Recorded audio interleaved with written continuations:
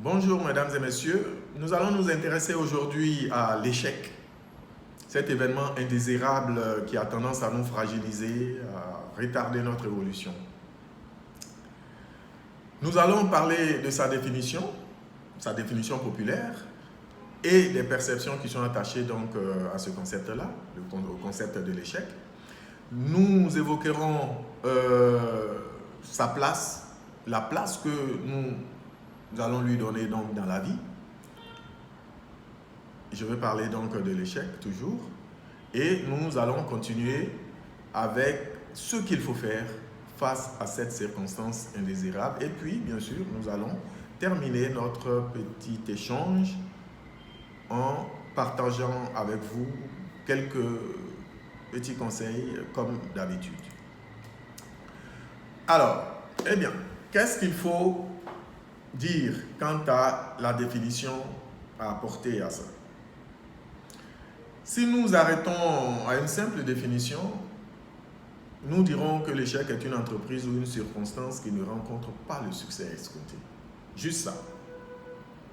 Donc le constat d'un résultat défavorable pour nous, c'est-à-dire encore l'absence d'événements que nous attendions. Lorsque nous attendons quelque chose qui ne se présente pas comme souhaité, évidemment, nous allons l'appeler échec. Mais du point de vue de notre perception générale, nous allons appeler également échec ce résultat négatif d'une tentative ou d'une entreprise. Ce manque de réussite, cette défaite, un insuccès, ou tout simplement ce revers que nous venons de subir. Et nous allons retenir ceci, et cela est très important, du point de vue de la place à donner donc à l'échec dans la vie. Ce que nous appelons échec, c'est juste une circonstance qui nous permet d'apprendre de l'adversité, de sorte à nous développer davantage et atteindre le plus de succès. L'échec n'est donc pas l'opposé du succès. Au contraire, il fait partie du succès. C'est bizarre, n'est-ce pas? Oui, mais effectivement, l'échec est partie intégrante du succès. Vous savez, ce sont pour la plupart du temps nos perceptions des choses et des circonstances qui nous trahissent et malheureusement qui nous font dériver dans la mauvaise direction ou dans le mauvais sens. Et très souvent, cela se passe à notre insu. Comprenez? Nous allons nous appuyer donc sur un enseignement de Napoléon Hill relatif au concept donc de l'échec pour rappeler ceci. L'échec n'est que l'adversité présentée avec un autre visage. L'échec n'est que l'adversité présentée avec un autre visage. Or, toute adversité apporte également avec elle le germe d'une opportunité potentielle. Il faut retenir cela. Lorsque quelqu'un dit « il a échoué, c'est un échec, j'ai échoué, tout va mal, etc. etc. » à quoi est-ce que nous pensons tout de suite? Nous pensons à quelque chose de définitif, presque irréversible. Or, ce n'est pas le cas. Dans le cas d'espèce, nous allons plutôt parler d'un revers qui lui est provisoire. Or, tout ce qui est provisoire peut se présenter à nouveau sous de meilleurs jours. Il y a de l'espoir qui fait partie intégrante donc de cet événement-là. Parfois, ce que nous appelons échec n'est que de petits crocs en jambes du diable, entre guillemets, pour nous faire dériver et nous pousser à l'abandon, tout simplement. Lors d'un match de football, par exemple, si à chaque fois que vous avez un croc en jambes et que vous vous laissez tomber, vous abandonnez la lutte, eh bien, vous pouvez être sûr que vous filez tout droit vers un échec définitif. En tout cas, dans votre club et peut-être même au niveau de votre carrière de footballeur. Mais qu'est-ce que les footballeurs font? En tout cas les buteurs, ceux qui ont un objectif clair, qu'est-ce qu'ils font? Pour résister à cela, ils vont continuer de s'entraîner selon les règles, ils vont renforcer leur physique, ils vont améliorer leur souffle, ils vont refuser tout simplement de tomber. Ils vont chercher à contrôler la balle jusqu'au bout de leur plan. Ok? Il est clair que l'on pourra me dire, mais personne n'échoue intentionnellement, personne n'échoue délibérément. Oui, je suis d'accord avec vous. On pourrait même parler d'un jeu de circonstances, mais sachez une chose, nous sommes le fruit de nos décisions et non des circonstances.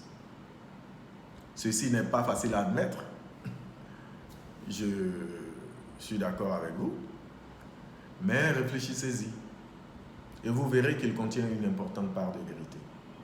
Je répète, nous sommes le fruit de nos décisions et non des circonstances. Si un événement se présente à vous comme un échec, cherchez à le comprendre et continuez votre marche avec persévérance. Bien évidemment, en tenant compte, n'est-ce pas, des leçons que vous aurez apprises de cette réflexion-là. Et le recul que vous allez avoir face à ce que vous appelez échec va être celui-là même qui va vous permettre d'apprendre, de tirer les leçons donc, de cet événement-là. Lorsque vous vous déterminez par exemple à vous rendre à pied quelque part, est-ce que vous arrêtez votre marche parce que vous entendez des chiens aboyer? En général, vous vous arrêtez un instant pour observer, histoire de prendre la bonne décision. Il peut même arriver que vous changez de route, de trajectoire, etc. Mais vous ne mettez pas fin à votre progression. Eh bien, apprenez à percevoir la question de l'échec sous ce même angle. Vous devez comprendre que l'échec est une des armes les plus redoutables utilisées par je ne sais quel diable pour nous assujettir, pour nous pousser à l'abandon. Juste ça, afin de mieux exercer son emprise sur nous. Lorsque vous aurez compris cela, vous verrez la question de l'échec avec un autre œil. Dès lors que vous êtes dans cette situation, alors vous comprendrez en même temps que l'échec fait partie intégrante du succès. Donc, gérez tranquillement, sans panique, cet échec-là, peu importe le nom que vous lui attribuez, n'est-ce pas? Alors, à la question, nous allons nous poser la question, cette fois, du que faire face à cette circonstance indésirable qu'est l'échec. D'abord, je vous invite à considérer l'échec comme une simple adversité à laquelle vous devez faire face, parce qu'il s'agit d'une bénédiction déguisée. Voici la perception que vous devez avoir donc de l'échec. Ensuite, vous devez considérer l'échec comme une circonstance dont vous êtes vous-même la cause. Vous comprenez? Vous devez considérer que l'échec est une circonstance dont vous êtes vous-même la cause. Il faut donc arrêter de chercher des alibis systématiquement et à tout bout de champ. Cela peut nous coûter très cher. Cela nous pousse donc à l'abandon. L'échec ne devient jamais réel, sauf si vous acceptez de le considérer comme définitif. Pensez-y. Autrement dit, c'est un état d'esprit que nous pouvons maîtriser jusqu'au moment où nous renonçons à exercer ce privilège que la nature nous a donné, c'est-à-dire la capacité d'avoir le contrôle sur notre propre esprit. Si nous renonçons à ce pouvoir-là, eh bien, alors l'échec va devenir quelque chose de très négatif dans notre progression pour notre évolution. Tiens, parlant d'alibi, où l'on va accuser X ou Y de nos échecs. Tenez-vous devant un miroir, un vrai miroir, hein? Et vous allez voir quelqu'un et dites-vous que vous êtes en train de regarder celui qui se tient entre vous et le succès. Ce n'est personne d'autre que vous. Demandez-lui gentiment de dégager de votre chemin pour que vous puissiez passer et continuer votre route avec confiance. D'un autre point de vue positif, l'échec engendre une crise, forcément, mais qui permet à l'individu de libérer son esprit de la peur et de prendre un nouveau départ parce qu'il aura procédé à des remises en cause personnelles. Dans notre culture ici, figurez-vous que certains vont jusqu'à penser qu'ils sont nés pour échouer, pendant que d'autres le sont pour le succès. Non. La nature ne contraint jamais qui que ce soit à l'échec. Au plan de la création, il n'y a pas de logique à cela. On est d'accord? La nature ne peut pas contraindre quelqu'un à l'échec. Lorsque nous atteignons un point de notre existence, cherchons à étudier avec honnêteté tous les paramètres qui nous y ont amenés, qui nous ont amenés à ce point-là de notre existence. Et nous comprendrons alors très vite notre implication directe et parfois même exclusive.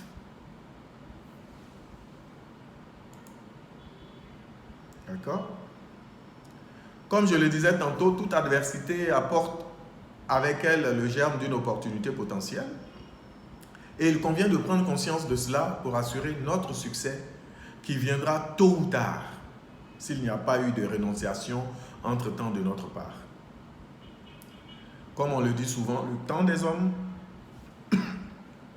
n'est pas le temps de Dieu. Je veux parler de cette transcendance qui domine toute chose. Lorsque vous avez compris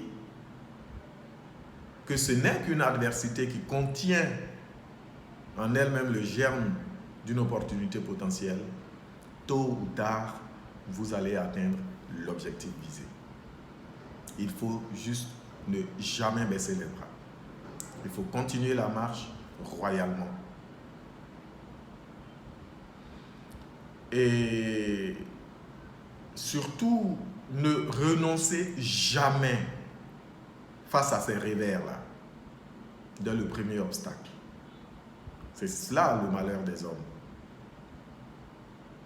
Devant une petite épreuve de la vie, on va baisser les bras, on va s'asseoir, on va pleurer, on va rechigner, au lieu de chercher à comprendre pourquoi nous en sommes là, pour en tirer des leçons qui vont nous permettre de mieux mener notre marche vers le succès.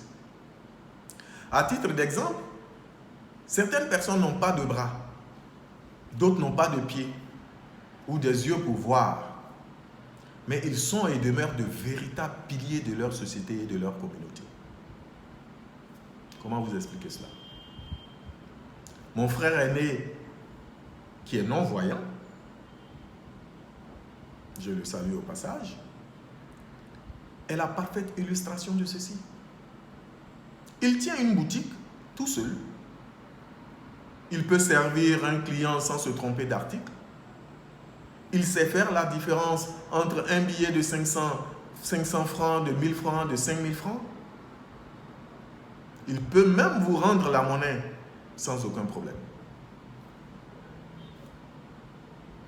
Ces personnes-là ne se sont pas dit « Oui, j'ai échoué, la vie n'est pas juste, qu'est-ce que c'est que ça ?» et ainsi de suite. Ils ont juste compris que le véritable échec, le véritable handicap à vie, c'est celui qui est dans la tête. Ils n'ont pas pris cela comme un échec. Vous comprenez? Alors, mesdames et messieurs, qu'est-ce que nous devons retenir de ce concept d'échec ou d'adversité? Eh bien, l'échec, on dira tout simplement que c'est une circonstance dont l'homme est lui-même la cause. Arrêtez-vous donc un instant et étudiez les causes profondes pour vous en servir comme tremplin. Vous pourrez ainsi changer de trajectoire, changer de façon de faire pour plus de succès. Einstein a dit ceci: la folie, c'est faire tout le temps la même chose et de s'attendre à un résultat différent. Soyons de ceux qui plaident coupables face à l'échec et qui en tirent parti. Parce que pour la plupart du temps, on cherche des alibis. On cherche à justifier ceci ou cela. Nous devons apprendre également à sortir de cette façon de faire. Enfin, il faut retenir que l'échec fait partie intégrante de notre réussite. Ça en est même une clé, je dirais, pour un véritable succès. On ne recherche pas des échecs intentionnellement, mais éviter coûte que coûte les échecs, eh bien, c'est aussi vouloir éviter le progrès. D'accord? Merci à vous toutes et à vous tous qui m'écoutez et à très bientôt. En attendant la prochaine vidéo, abonnez-vous à notre chaîne YouTube en cliquant sur le bouton rouge s'abonner en bas à votre droite. Si vous avez aimé la vidéo, marquez-le avec un joli like. Vous pouvez également nous envoyer des messages et nous vous assurons de pouvoir vous répondre dans les meilleurs délais. Moussa Dambélé,